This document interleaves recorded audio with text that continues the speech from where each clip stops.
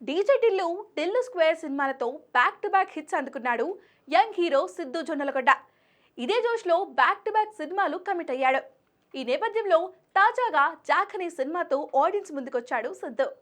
బొమ్మరిల్లు భాస్కర్ దర్శకత్వం వహించిన ఈ సినిమాపై ప్రమోషన్స్ తో మంచి అంచనాలు పెంచేశారు makers. Hero Siddhu, heroine Vaishnavi Chaitanya ఈ సినిమాను కాస్త గట్టిగానే ప్రమోట్ చేశారు. అలాగే సిద్ధు నుంచి టిల్లు ఫ్రాంచైజ్ తర్వాత వస్తున్న సినిమాగా జాక్ పై ప్రేక్షకుల్లో మంచి ఆసక్తి కనిపించింది. ఫైనల్ గా ఏప్రిల్ 10న విడుదలైన జాక్ మూవీ ఆశించిన స్థాయిలో మెప్పించలేదనే టాక్ సొంతం చేసుకుంది. దీంతో తొలి రోజు తెలుగు రాష్ట్రాలలో కేవలం 2.5 కోట్ల రూపాయల నెట్ వసూలు మాత్రమే చేసినట్లుగా ట్రేడ్ వర్గాలు అంచనా వేశాయి. ఓవరాల్ గ్రాస్ పరంగా చూస్తే నెట్ అమౌంట్ కి డబుల్ గా ఉంటుందని అంటున్నారు. ఇదే సిద్ధు జొన్నలగడ్డ నటించిన టిల్లు స్క్వేర్ తొలి రోజు 11 కోట్ల రూపాయలకు పైగా ఓపెనింగ్స్ రాబట్టింది. కానీ జాక్ మాత్రం ఇందులో సగం కూడా రాబట్టలేకపోయింది. ఈ లెక్కన సిద్ధుకి జాక్ దెబ్బతీసినట్టేనని చెప్పాలి. ప్రస్తుతం సిద్ధు తెలుసు కదా అనే సినిమాలో నటిస్తున్నాడు. ఇప్పుడు సిద్ధు ఆశలన్నీ ఈ సినిమాపైనే ఉన్నాయి.